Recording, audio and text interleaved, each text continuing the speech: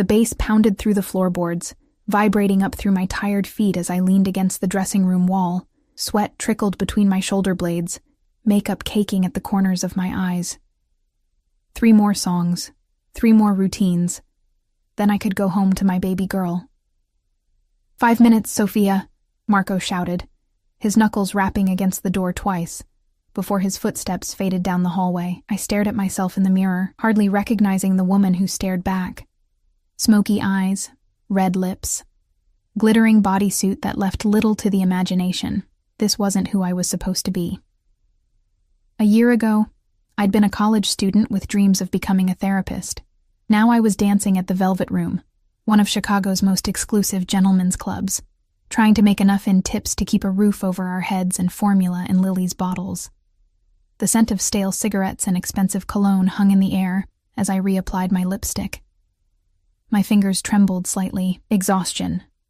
Always exhaustion these days. Between late nights here and early mornings with a teething 7-month-old, I couldn't remember the last time I'd slept more than 3 hours straight. "You look like shit, Soph," Tanya said, dropping onto the bench beside me, already changed into her street clothes. Her shift was over. Mine was just hitting its peak hours. No offense. None taken. I attempted to smile, but it felt more like a grimace. "Lily's cutting another tooth." Tanya squeezed my shoulder. "You're a good mom. Don't forget that." The words were meant to comfort, but they scraped against my conscience like sandpaper. Good mothers don't strip for strange men. Good mothers don't leave their babies with neighbors 4 nights a week, but good mothers also make sure their children eat.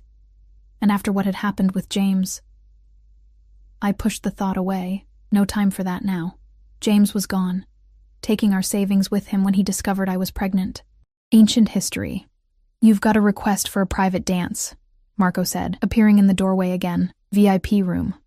My stomach clenched. I hated private dances, the proximity, the entitled hands that accidentally brushed against me despite the no-touching rule. But they paid 3 times what I made on the main floor. "Who is it?" I asked, sliding into my silver heels. Marco shrugged. "New guy. Table in the corner. Been watching you all night." A chill prickled across my skin despite the overheated room. "I haven't noticed anyone new. You wouldn't. He's not exactly drawing attention to himself.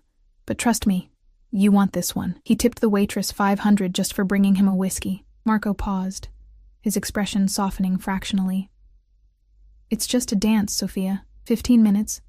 Then you can go home early, with extra cash for the babysitter." The mention of extra money made the decision for me. Mrs. Patel was watching Lily tonight, and though she never complained about my late hours, I always tried to pay her generously. She was one of the few blessings in my life since everything had fallen apart. "Fine," I said, slipping past him into the dim hallway that led to the main floor. The club was crowded for a Wednesday. Men in expensive suits clustered around the stages, eyes fixed on the dancers, drinks in hand. The lighting was deliberately low, casting shadows across faces, creating the illusion of anonymity, as if what happened in the Velvet Room stayed there, separated from the world of daylight and consequences. "Back corner," Marco murmured in my ear, nodding toward the VIP section partially concealed behind velvet curtains. I scanned the area, heart thudding uncomfortably against my ribs. It took a moment to spot him among the shadows. A man sitting alone at the most secluded table. Even from a distance, something about him made me falter mid-step. Not his appearance, though what I could see was striking enough. Broad shoulders under what was clearly a custom suit. Dark hair, closely cropped at the sides, strong jawline shadowed with stubble. It was the stillness that caught me.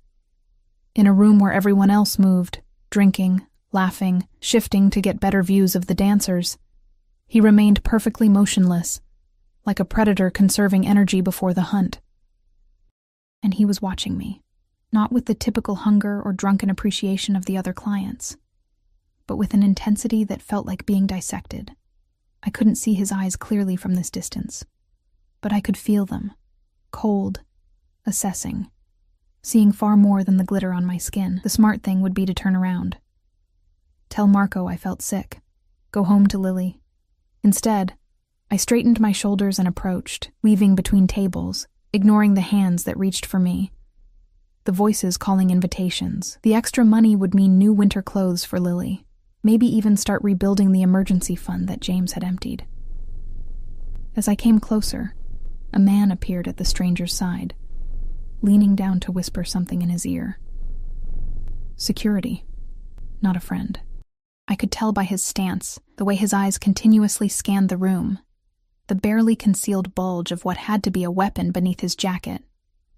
Who needed armed guards at a strip club?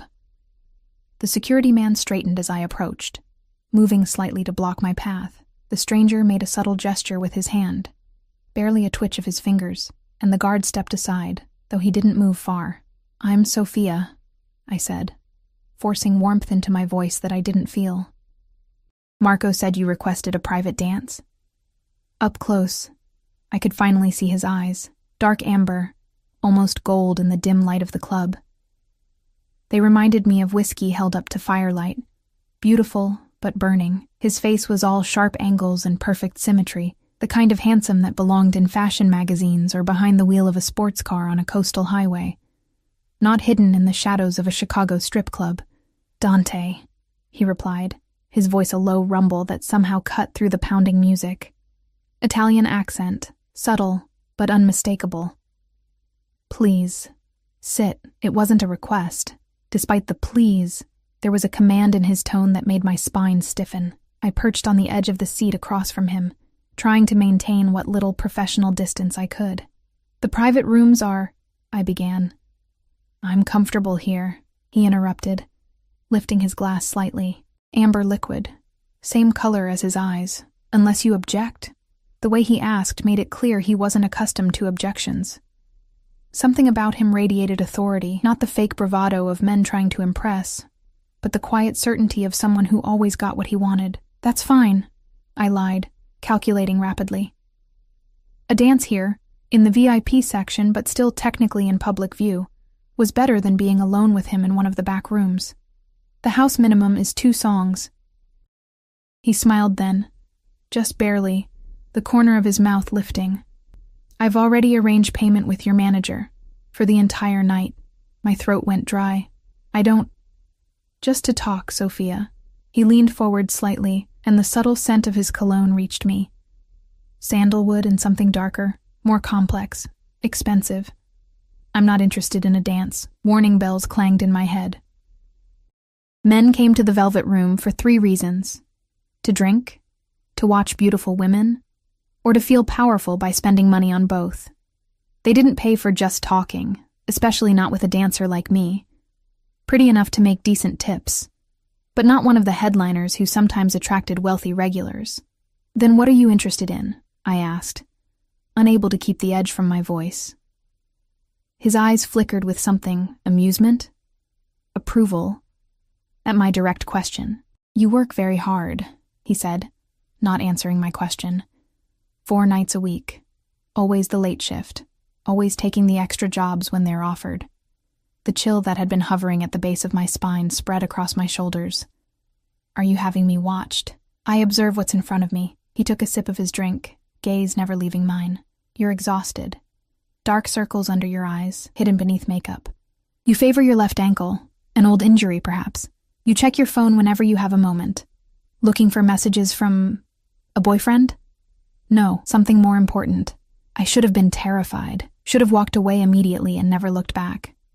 Instead, anger flared, hot and sudden. "Congratulations on your deduction skills," I said flatly. "If you'll excuse me, I should—" His hand shot out, catching my wrist as I started to rise. Not painfully, but with enough pressure to make it clear I wasn't going anywhere. The security guard shifted closer, blocking the view from the main floor. "Your daughter is 7 months old," Dante said quietly. "Currently being watched by your neighbor, Mrs. Patel, who lives in apartment 3B. Your rent is 3 weeks overdue, your car needs a new transmission, and the father of your child disappeared with approximately $27,000 from your joint savings account shortly after you told him you were pregnant." The room seemed to tilt around me. My pulse roared in my ears, drowning out the music. "Who the hell are you?" I whispered, trying to pull my arm away. He released my wrist immediately, as if he'd only been trying to make a point. Someone in a position to help you, Sophia. I don't need help. The lie tasted bitter, especially not from someone who's been stalking me. Not stalking. Researching. He said it so casually, as if investigating a stranger's life was perfectly reasonable behavior. I have a proposition for you. I'm not for sale, I snapped, even as a traitorous voice in my head whispered, Aren't you? Isn't that exactly what you do here every night? I'm not looking to buy you, Dante said, something dangerous flashing in his eyes. I'm offering you a job, a legitimate one. As my personal assistant, I almost laughed. Right. Because Fortune 500 companies regularly recruit from strip clubs. I never said I worked for a Fortune 500 company. The way he said it made my stomach drop.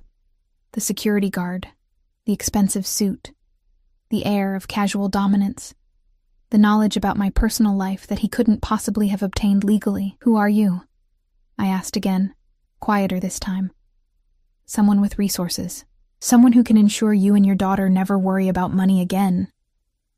He reached inside his jacket, the guard tensing reflexively before relaxing, and pulled out a business card, plain white, expensive stock, with just a name and number embossed in black.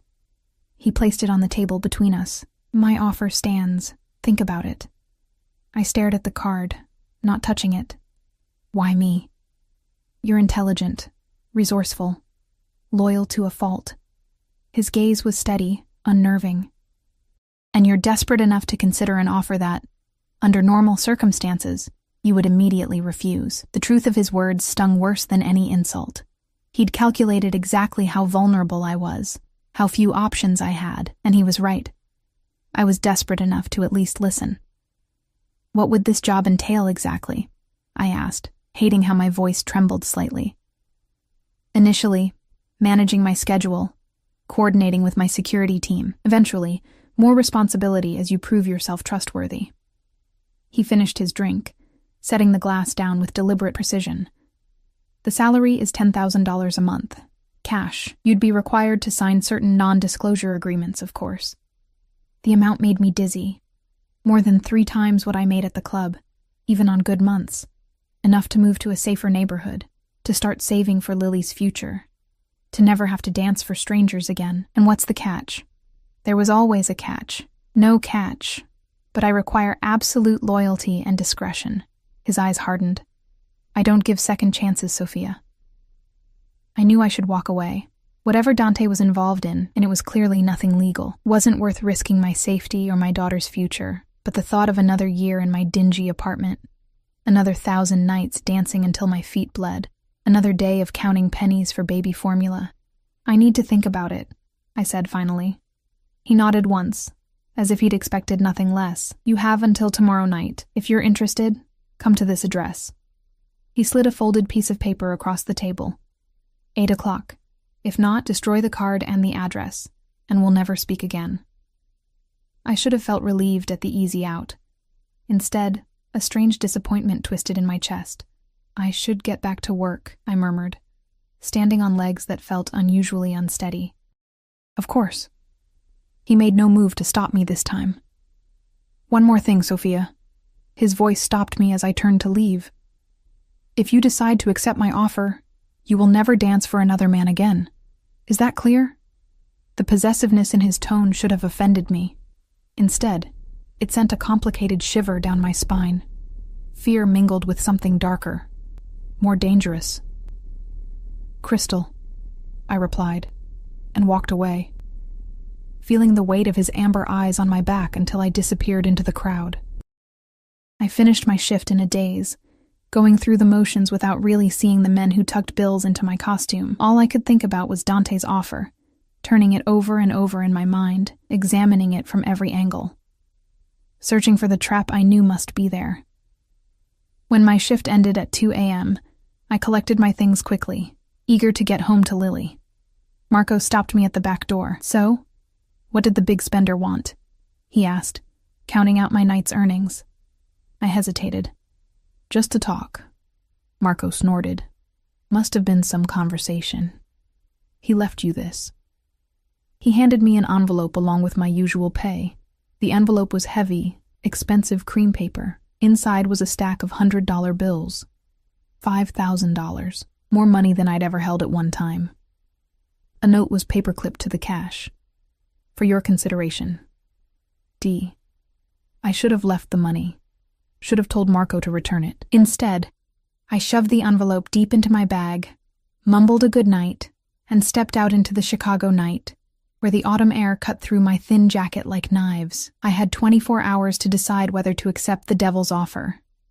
But as I clutched the envelope containing enough money to pay my overdue rent and buy Lily new winter clothes, I had a sinking feeling I'd already made my choice. I just didn't know yet what it would cost me. Sleep never came that night. I lay beside Lily's crib, watching her tiny chest rise and fall, her rosebud lips occasionally twitching into dream smiles. The envelope from Dante sat on my kitchen counter, calling to me like a siren song. $5,000, a consideration, a taste of what my life could be if I accepted his offer. By morning, my eyes burned from exhaustion, but my mind was oddly clear. I called in sick to my daytime waitressing job, something I'd never done before. One day's wages wasn't worth leaving this decision to the last minute. After feeding Lily and settling her for her morning nap, I pulled out the address Dante had given me. A penthouse in River North, one of the most expensive neighborhoods in Chicago. I Googled the building. Luxury condos starting at $3 million.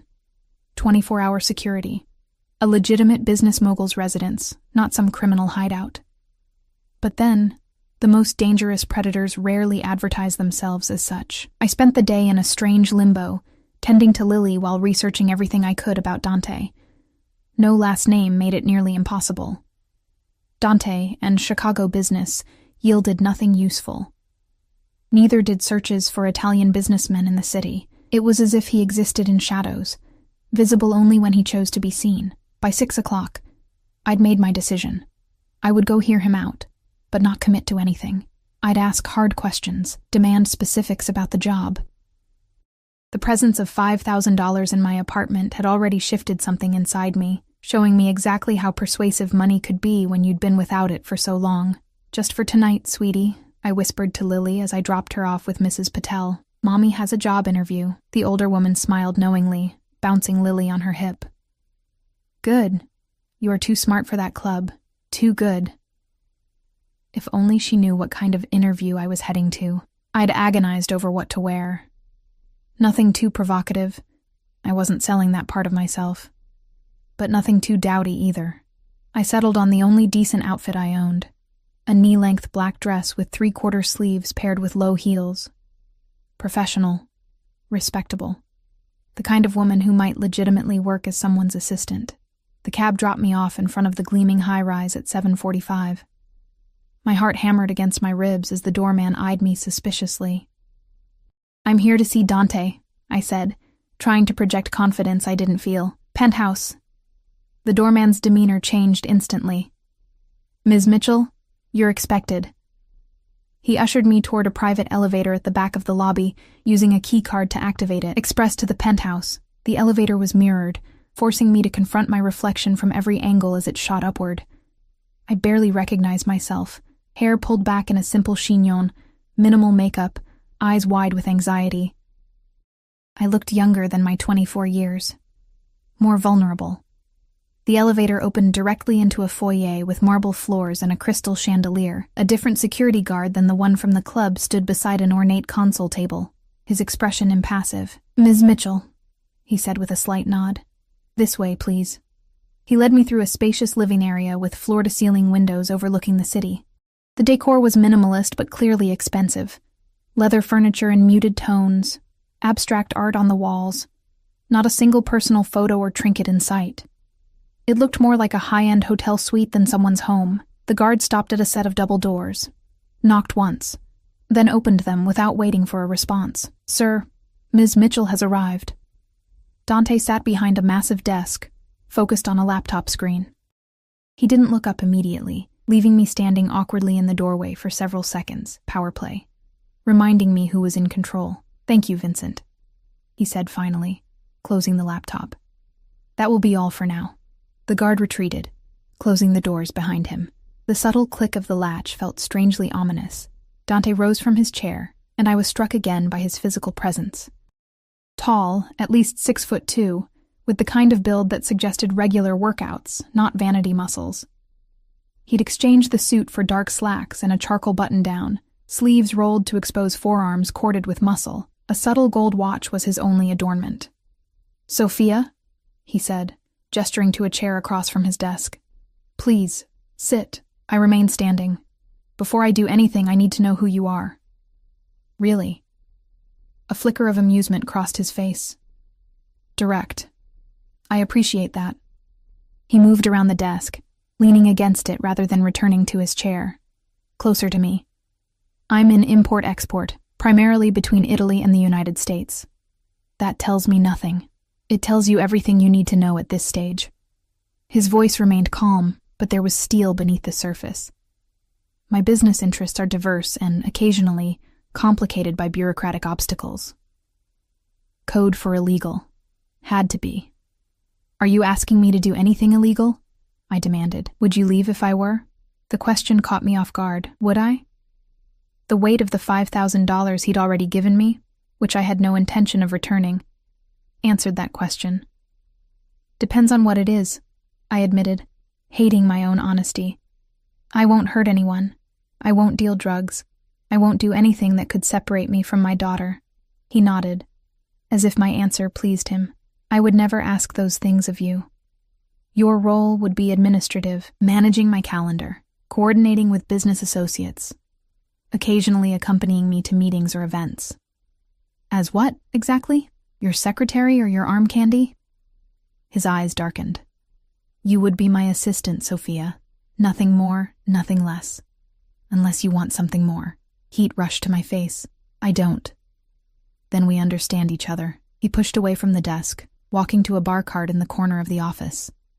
"Drink?" I shook my head. "I need to keep a clear head." He poured himself 2 fingers of whiskey, the same amber color as his eyes. "The $5,000. Did you use it?" "No," I lied. "Lying doesn't suit you," he said mildly. "Your rent was due. Your daughter needed things. Of course you used it."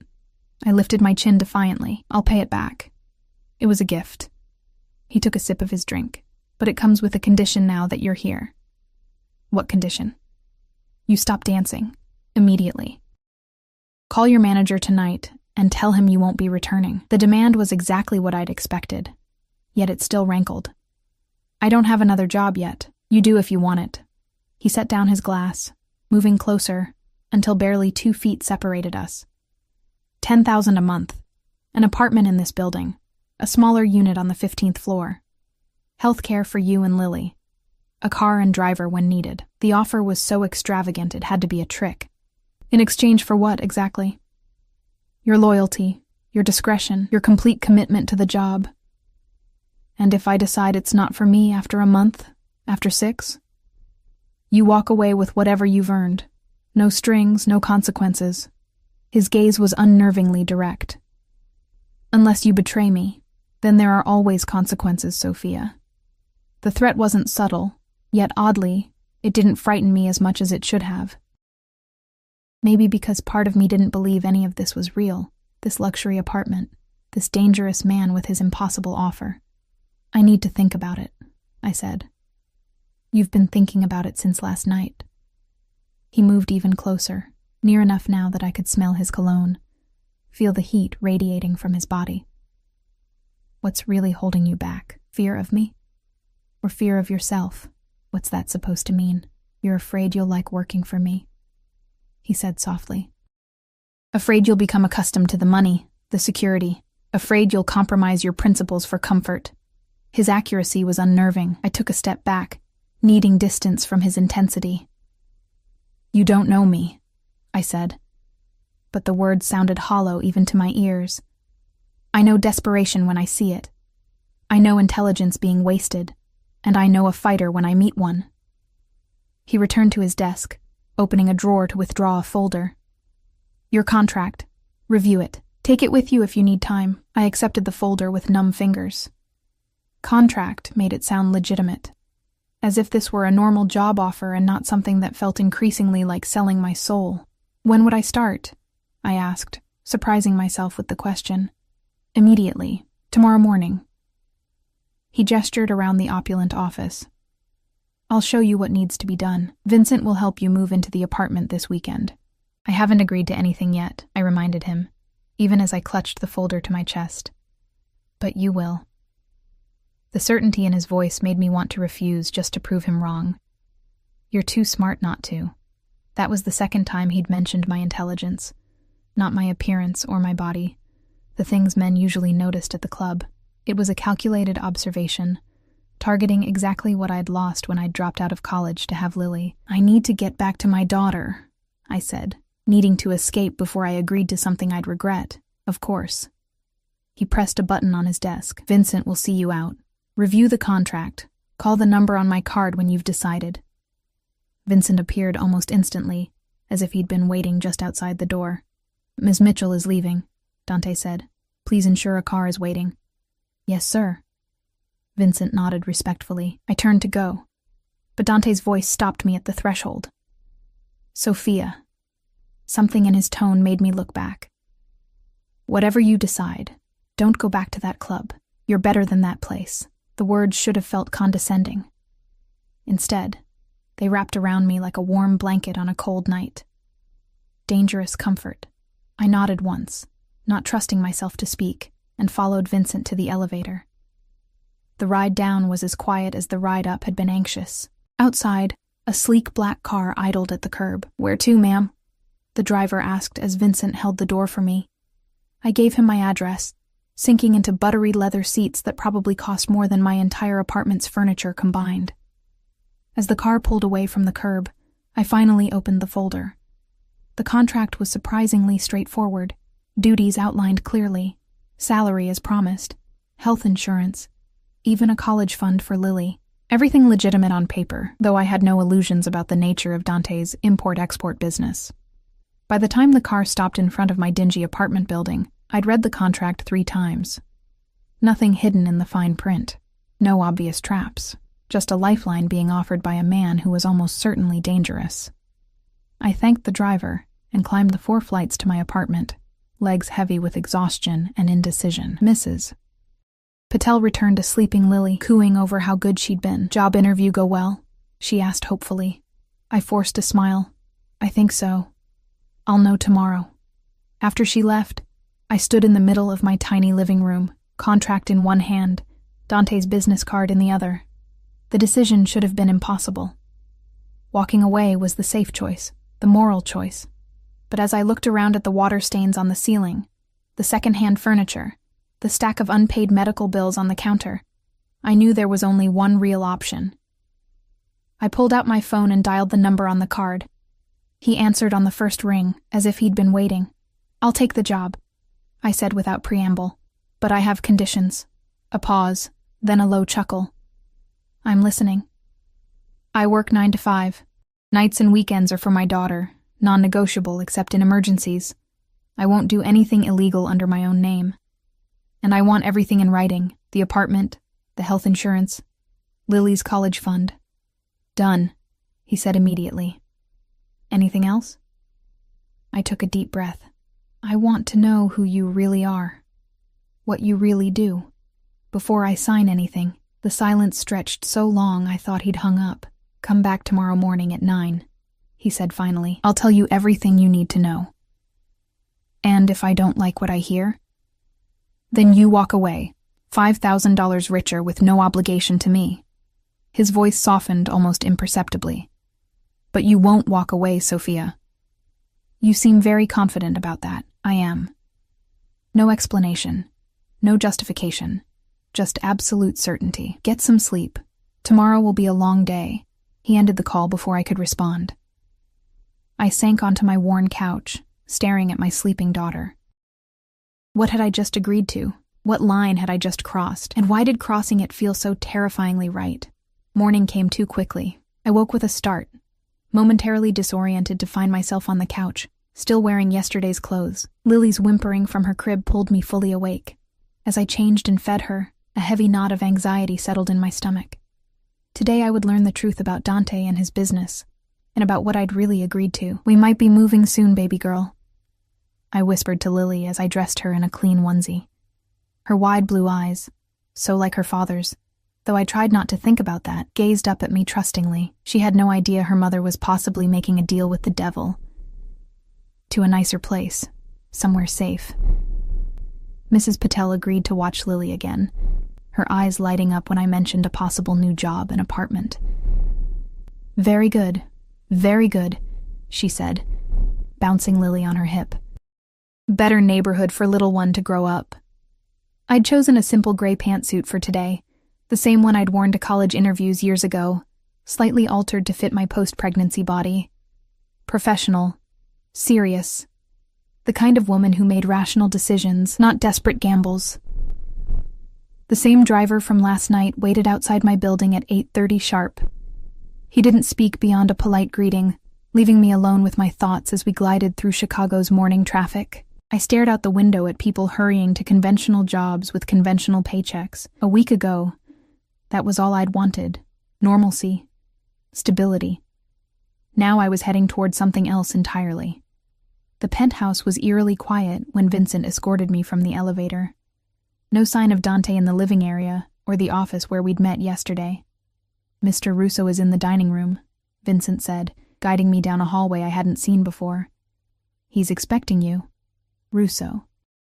Finally, a last name. Another piece of the puzzle. The dining room featured a massive table that could easily seat 20, but only one place was set. At the head. Dante stood by the floor-to-ceiling windows, phone pressed to his ear, speaking rapid Italian.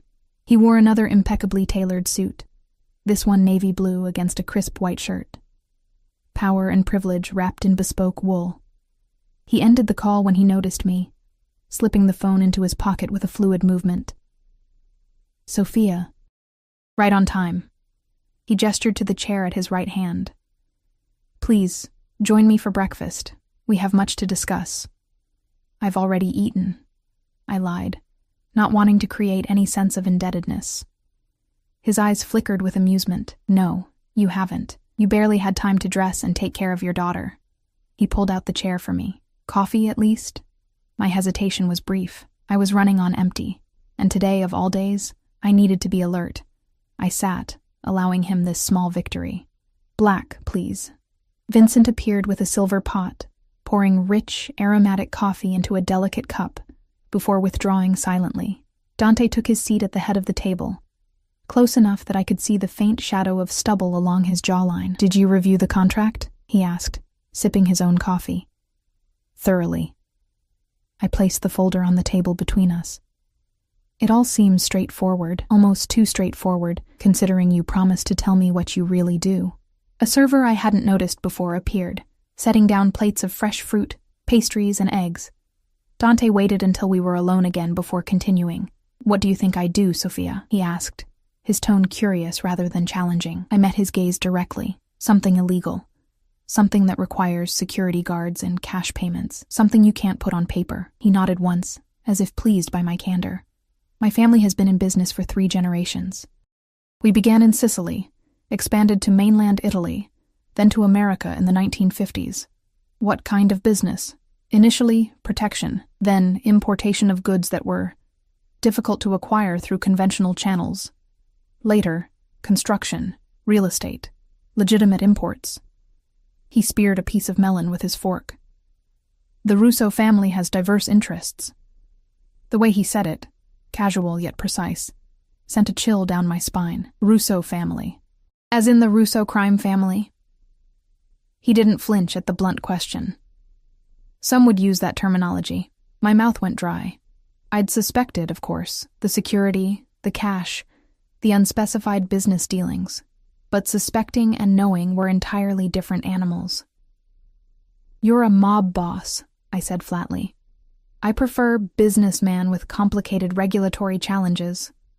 A ghost of a smile touched his lips. But yes, in certain circles, I am known as the head of the Russo family enterprise. I should have stood up immediately, should have walked out, called the police, done anything except sit there contemplating whether working for the Mafia was really that much worse than taking my clothes off for strangers. Why me? I asked instead. Why offer a job to a random dancer with no connections, no experience? Dante set down his fork, eyes hardening. You weren't random, Sophia.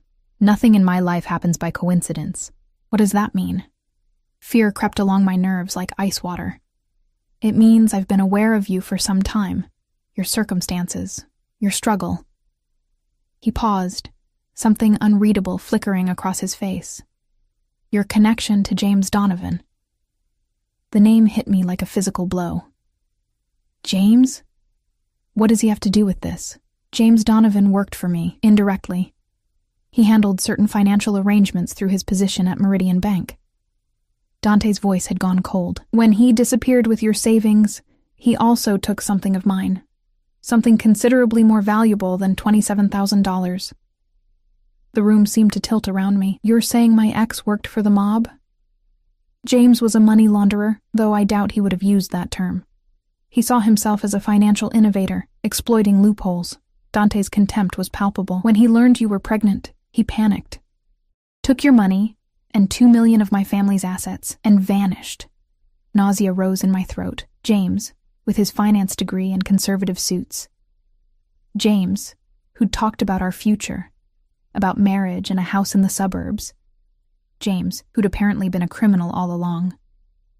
I didn't know, I whispered. I swear I didn't know. Of course you didn't. Dante's expression softened fractionally. If I believed otherwise, we wouldn't be having this conversation. The implication hung in the air between us. I swallowed hard. So this job offer, it's what? A way to keep an eye on me in case James makes contact? Initially, yes, his honesty was jarring. When my men located you 4 months ago, that was my intention. And now? Now I've had time to observe you. Your resilience. Your determination. His eyes held mine. You impressed me, Sophia. Few people would have survived what you've endured with such dignity. Dancing for money isn't particularly dignified, I said bitterly. You did what was necessary to provide for your child. There's honor in that. He leaned forward slightly. The job offer is legitimate. My interest in your connection to James is secondary now. I wanted to believe him. The alternative, that I was merely a pawn in his game to find James, was too humiliating to contemplate. If James contacts me, you expect me to tell you, I said. Not a question. Yes. That is non-negotiable. And what happens to him if you find him? Dante's expression turned remote. That's not your concern, but it was. Despite everything, despite the betrayal and theft and abandonment, James was still Lily's father. His blood ran in her veins. I won't help you hurt him, I said firmly. I don't recall asking for your assistance in that regard. His tone was suddenly cold, reminding me exactly who I was dealing with. All I require is information, should he make contact. I nodded slowly. I understand. Good. Just like that, the tension dissipated. Now, shall we discuss your actual duties? Assuming you still want the position. The sensible answer was no. The moral answer was no.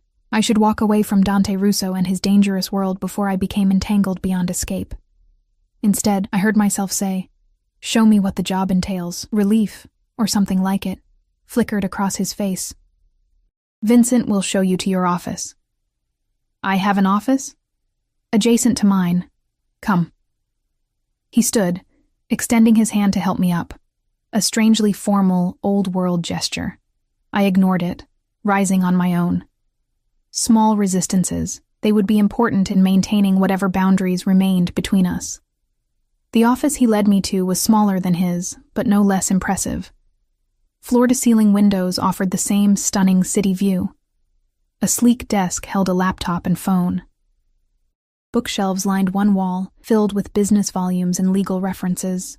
Your primary responsibilities will include managing my calendar, coordinating with my various business interests, and occasionally accompanying me to meetings or events. Dante moved around the space with casual ownership. Vincent will handle security concerns, so you won't need to worry about that aspect. And the illegal aspects? I asked bluntly. What will my involvement be there? His expression remained neutral. You will be aware of certain activities, but not directly involved. Your name will appear only on legitimate business documents. Your signature only on legal contracts. Clean hands, dirty conscience. The distinction felt meaningless, yet I found myself nodding. When would I move into the apartment you mentioned? This weekend, if that suits you. It's fully furnished, 2 bedrooms. The building has a daycare on the 2nd floor for residents. He watched my reaction carefully. For days when Mrs. Patel is unavailable. The fact that he remembered my neighbor's name, this small human detail amid the criminal enterprise discussion, was strangely disarming. And my hours? 9 to 5, as you requested. Weekends free unless there's an emergency. He paused. Though there will be occasional evening events, fundraisers, business dinners. For those, we'll arrange childcare. It all sounded so normal, so legitimate. As if I were interviewing for an executive assistant position at any corporation in Chicago, not agreeing to work for one of the city's most dangerous men. When do I start? I asked, surprising myself with the decisiveness in my tone. Today, if you're ready. He moved to the desk, opening the laptop. Your login information is here: email accounts, scheduling software, contacts. He pulled out the chair for me. Shall I leave you to familiarize yourself with the systems? I sat down, the leather chair adjusting automatically to my posture. Yes. I'd like to get oriented. He nodded, turning to leave, then paused at the door. Sophia, one more thing. I looked up, wariness returning. Yes? Welcome to the family. The words sent a shiver down my spine, part fear, part something else I didn't want to examine too closely. As he left, closing the door softly behind him, I stared at the gleaming laptop screen, reflecting my pale face. I had just agreed to work for the Mafia, to live in a building owned by the Mafia, to accept money from the Mafia, all for my daughter, for Lily's future. That's what I told myself as I logged into my new life, trying to ignore the whisper in the back of my mind that wondered if I'd made this choice for other reasons entirely. 3 months passed with surprising speed. Winter descended on Chicago, transforming the city into a landscape of white and gray. From my 15th floor apartment, I watched snowflakes swirl past my windows, coating the streets below in pristine silence. Lily, now 10 months old and attempting her first wobbly steps, pressed her tiny palms against the glass, fascinated by the falling snow. Pretty, isn't it? I whispered, holding her securely as she balanced on unsteady legs. She babbled in response, drool glistening on her chin. Our new life had fallen into a rhythm I never could have imagined that first night at Dante's penthouse. Each morning, I'd drop Lily at the building's daycare center, staffed by women who, I'd come to suspect, were relatives of various Russo family associates. By 9 a.m., I'd be at my desk, managing Dante's complex calendar, fielding calls from business associates, coordinating with his network of lieutenants and capos. I'd learned the hierarchy quickly. Vincent, his head of security, was also his consigliere, advisor, and right hand. Marco, not the Marco from the club, a different one, handled the legitimate construction business. Anthony oversaw the restaurant franchises. Salvatore managed importing. Each man treated me with a curious mixture of respect and caution, careful never to discuss specific illegal activities in my presence. Dante had kept his word about keeping my hands clean. I processed invoices for construction materials, not weapons. I arranged meetings with restaurant suppliers, not drug connections. Yet I wasn't naive. I knew what occurred in those late-night meetings I didn't attend, in those warehouse inspections scheduled when I was already home with Lily. Ms. Mitchell?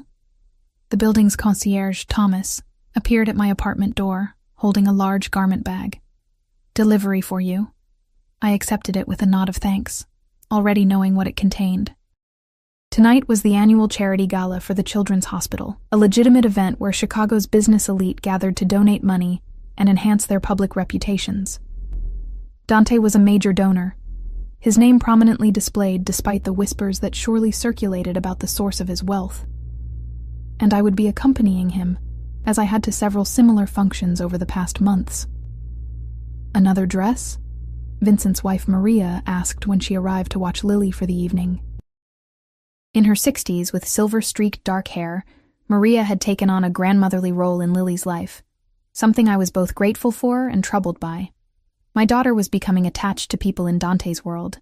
For the hospital gala, I explained, hanging the garment bag in my bedroom. Maria smiled knowingly, The boss must make a good impression with his beautiful assistant, no?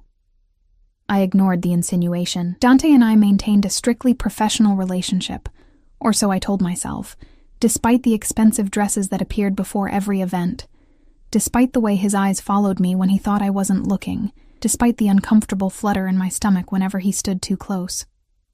"It's just business," I said firmly. "He needs a respectable companion for these public events." "Of course." Maria's knowing smile didn't fade. "Just business." After she settled in with Lily, I retreated to my bedroom to prepare. The dress inside the garment bag took my breath away. Deep burgundy silk, off-shoulder, with a fitted bodice and flowing skirt, elegant, yet undeniably sensual. A note pinned to the hanger read simply, "This color suits you, D." My relationship with Dante had evolved into something I couldn't quite define. Employer and employee, certainly. Perhaps even friends, in moments when his guard lowered enough to reveal the man beneath the calculating exterior. But there was something else simmering beneath the surface, an awareness that neither of us acknowledged. I'd learned pieces of his story over the months. Born in Sicily, brought to America as a child, educated at the finest schools, groomed from adolescence to take over the family business. Now, at 38, he controlled an empire that stretched from Chicago to New York to Sicily. His ruthlessness was legendary in certain circles, yet I'd witnessed unexpected glimpses of compassion, college funds established for employees' children, medical bills paid for associates' family members, genuine distress when one of his men was injured in what was described to me as a business disagreement. At precisely 7 o'clock, my phone buzzed with a text from Vincent. "Car waiting downstairs. Dante never came to my door, never entered my apartment. Another boundary carefully maintained." The car ride to the hotel was silent, the privacy partition raised between myself and the driver. I clutched my small evening bag, mentally rehearsing the names of donors and hospital board members I'd need to recognize tonight. My role at these events was clear: to be charming, attentive, and forgettable, to facilitate Dante's networking without drawing attention to myself. The grand ballroom of the Palmer House was transformed for the occasion, crystal chandeliers casting golden light over ice sculptures and towering floral arrangements. I spotted Dante immediately upon entering. He had that effect, commanding attention without effort. In his black tuxedo, he stood apart from the crowd, nodding as an older man spoke animatedly to him. He saw me the moment I crossed the threshold, his conversation faltering mid-sentence. Something flashed in his eyes: appreciation, possession, hunger, before his expression returned to polite interest. He excused himself from the older man and moved toward me with that predator's grace I'd come to recognize. "Sophia." His eyes traveled from my carefully styled hair to the burgundy dress to the matching heels. "You look exquisite." "Thank you," I replied, accepting his offered arm. "The dress is beautiful. The dress is merely fabric." His voice lowered. "You make it exquisite." Heat rushed to my cheeks. These moments of undisguised admiration were becoming more frequent, more difficult to deflect with professional courtesy. "I memorized the guest list," I said, changing the subject. "The hospital's new chief of surgery is looking to discuss the pediatric wing donation." Dante's mouth curved slightly. "Always prepared. What would I do without you?" "Pay someone else an exorbitant salary to manage your calendar," I suggested, the teasing tone coming more naturally now than it once had. He laughed, the sound drawing glances from nearby guests, unaccustomed to seeing the notorious Dante Russo display genuine amusement. "Perhaps, but they wouldn't challenge me the way you do." The night proceeded as these events typically did. Champagne flowed, checkbooks opened, Dante moved through the crowd with practiced charm. I remained at his side, supplying names, facilitating introductions, noting potential business connections for follow-up. A perfect professional partnership, until the moment it wasn't. "Sophia Mitchell?" A familiar voice froze me mid-conversation. "Is that really you?" I turned slowly, dread pooling in my stomach. Richard Vance, my former academic advisor, stood before me in a slightly rumpled tuxedo, confusion evident on his kind face. "Dr. Vance," I managed, fighting to keep my expression neutral. "What a surprise." "Indeed. When you stopped attending classes, I assumed—" He broke off, gaze shifting to Dante, who had materialized at my side with predatory alertness. "Oh, I'm sorry. I'm interrupting." "Not at all." Dante's voice was smooth, but I felt the tension radiating from him. "Dante Russo. And you are?" "Richard Vance. I was Sophia's advisor at Northwestern before she—" He hesitated, discomfort evident. Before she left the program, Dante's hand settled at the small of my back, a possessive gesture that didn't escape Dr. Vance's notice. "Sophia is indispensable to my organization now. Northwestern's loss, my gain." Dr. Vance's eyes darted between us, drawing conclusions I could almost see forming in his expression. "I see. Well, it's lovely to see you again, Sophia. You were one of our most promising students." "Thank you," I replied, throat tight with suppressed emotion. This man had once believed in my potential, had written recommendation letters for graduate school scholarships, and now he was looking at me with thinly veiled pity, assuming I'd traded academic ambitions for the role of gangster's moll. "If you'll excuse us," Dante said, not really a question. "We have other guests to greet." He guided me away, his hand firm against my back. Once we were safely across the ballroom, he stopped near a quiet alcove. "Who is he to you?" he asked, voice low and controlled. "Just my former advisor, from before Lily." I took a steadying breath, before everything fell apart. Something shifted in Dante's expression. A softening around the eyes, a slight furrow between his brows. "You never told me what you were studying." "Psychology.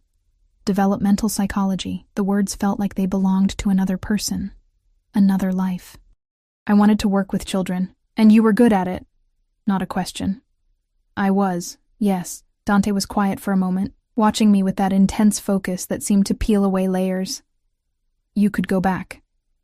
The suggestion caught me off guard. "What?" "To school. To finish your degree." His tone was matter of fact. "Your contract includes educational benefits."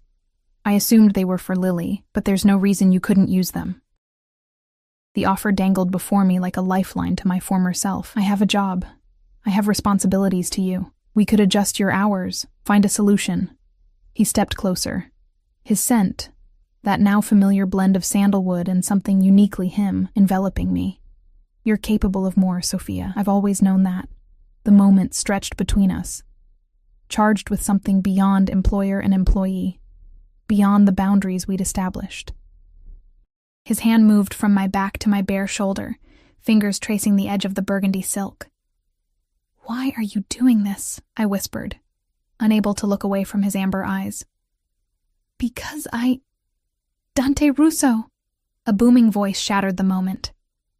A heavy-set man in an expensive but ill-fitting tuxedo approached, hand extended. "Been trying to catch you all night." Dante's expression closed instantly, the vulnerable moment gone as if it had never existed.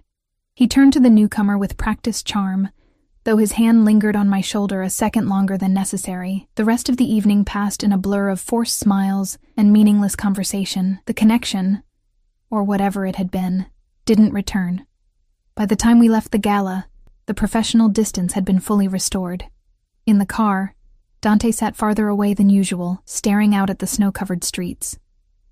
"I meant what I said," he finally spoke as we neared our building. "About school. About adjusting your role." I studied his profile in the dim light. "Why is it important to you? What I do with my life beyond working for you?" He turned to me then, expression unreadable. "Because I've taken choices from many people, Sophia. I don't want to take them from you." The admission hung in the air between us, more intimate than any touch could have been. This dangerous man, who ordered killings with the same ease that he ordered coffee, was concerned about my autonomy, my future. "Thank you," I said softly. "I'll think about it." When the car stopped, he surprised me by exiting first and extending his hand to help me out, not his usual protocol. As I placed my fingers in his, electricity sparked between us, impossible to ignore. "Good night, Sophia," he said, his voice lower than usual. He lifted my hand to his lips, a formal gesture that somehow felt more intimate than a kiss. "Good night, Dante," I replied, withdrawing my hand and retreating to the elevator before I could do something unwise.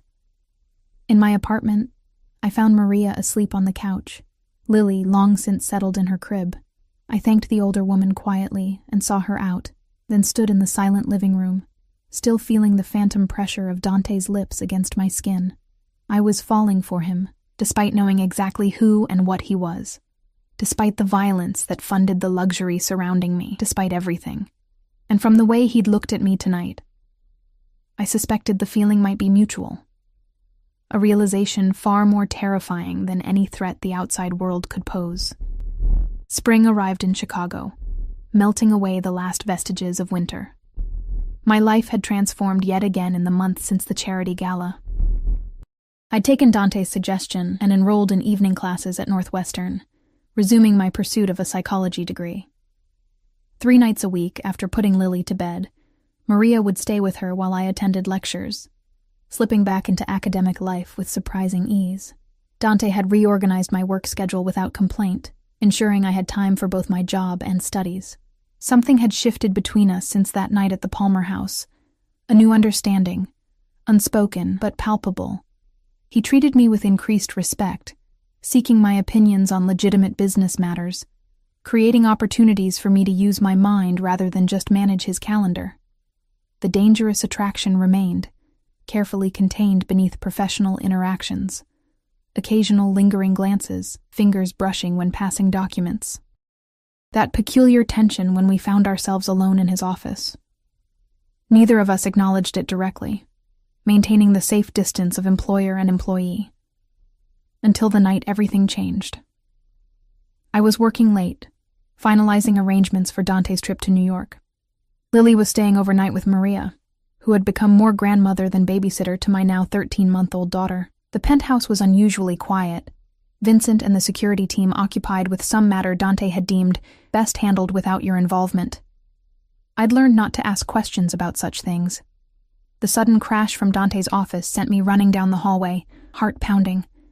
I found him standing amid shattered glass, breathing heavily, knuckles bloodied.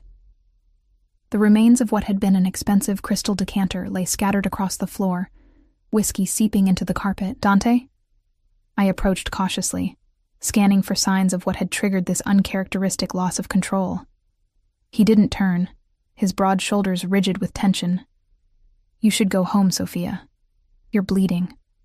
I moved closer, ignoring his warning. "Let me help." I said go home.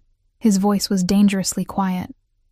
I should have listened, should have respected the clear dismissal. Instead, I rounded the desk to face him directly. What I saw shocked me. Dante Russo, always composed, always in control, looked utterly shattered. His eyes were red-rimmed, his typically immaculate hair disheveled as if he'd repeatedly run his hands through it. On his desk lay a stack of photos. Surveillance photos, I realized with a chill. One had fallen to the floor near my feet. I picked it up, my blood turning to ice. James. Older, thinner, with a beard and different hair color, but unmistakably James, standing outside what appeared to be a cafe, arm around a pregnant woman. "When were these taken?" I asked, voice barely above a whisper. 3 days ago, Montreal." Dante's eyes were fixed on my face, gauging my reaction. He has a new identity, new family. The knowledge should have hurt, should have ripped open old wounds. Instead, I felt a strange, detached acceptance. He's not coming back. No. Dante took the photo from my trembling fingers. He's not. What will you do to him? The question I'd avoided asking for 6 months. Dante's bloodied hand clenched around the photo, crumpling it. What I should have done a year ago. He's going to be a father again. The words tumbled out before I could stop them. "Whatever he stole from you, this isn't about money." Dante's voice was ice. It never was. Then what? Betrayal. He spat the word like poison. He was trusted, brought into my organization on my recommendation. And he repaid that trust by stealing and disappearing. He moved closer, eyes burning with controlled fury. "No one betrays the family and lives, Sophia. No one." The ruthless declaration should have frightened me, should have been a stark reminder of exactly who and what Dante Russo was. Instead, I found myself reaching for his injured hand, examining the cuts from the shattered decanter. "This needs cleaning," I said quietly, choosing the safer topic. "Come with me." To my surprise, he allowed me to lead him to the executive bathroom attached to his office. I ran warm water over his knuckles, gently removing glass fragments embedded in his skin. He watched my face as I worked, his breathing gradually steadying. "I don't care about James," I finally said, dabbing antiseptic on the cuts. "He abandoned us. He's nothing to me now, but he's Lily's father." I looked up, meeting Dante's intense gaze. Biology doesn't make someone a father. Being there does. Caring does. Something shifted in his expression. A softening. A vulnerability I'd glimpsed only in rare moments. "You've never asked about Lily's paternity benefits in your contract. What do you mean?" "The college fund, the health insurance, the trust that activates when she turns 18. His voice was soft. "Did you think those were standard employee benefits?" My hand stilled against his. "I assumed they were part of the package you offered to convince me to work for you." "They were never about employment, Sophia." He turned his hand, capturing mine. "They were about making things right, protecting what James should have protected, providing what he should have provided." The revelation struck me speechless. For 6 months, I'd believed Dante's interest in me was primarily strategic, keeping tabs on James's ex, maintaining access to information. Now he was suggesting something else entirely, that he'd felt responsible for us, that he'd wanted to care for us. "Why?" I finally managed. "Why would you do that?" Initially, guilt perhaps, my organization, my responsibility. His fingers threaded through mine, an intimacy we'd never allowed before.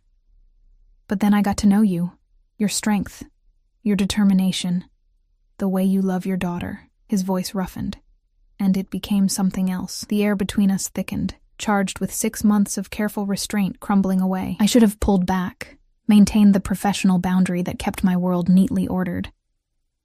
Instead, I found myself leaning closer. "What did it become?" I whispered.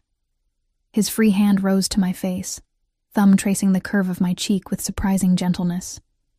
"An obsession," he admitted, the raw honesty in his voice sending shivers down my spine. "A need to protect you, to provide for you, to make you mine." The possessiveness should have repelled me. Instead, heat bloomed in my chest, spreading through my limbs like wildfire. 6 months of denied attraction, of pretending the tension between us was merely professional, collapsed in an instant. "I work for you," I reminded him. The last feeble defense. "Is that all this is?" His face was inches from mine now, his scent enveloping me. "A professional relationship? No," I whispered, surrendering to the truth.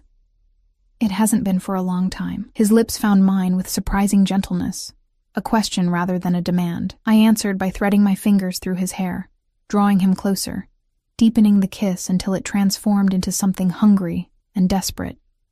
6 months of restraint combusting in a single moment. His arms encircled me, lifting me onto the marble countertop, hands exploring with reverent intensity. "Tell me to stop," he murmured against my neck. "Tell me this isn't what you want." "I can't," I gasped as his lips traced fire down my throat.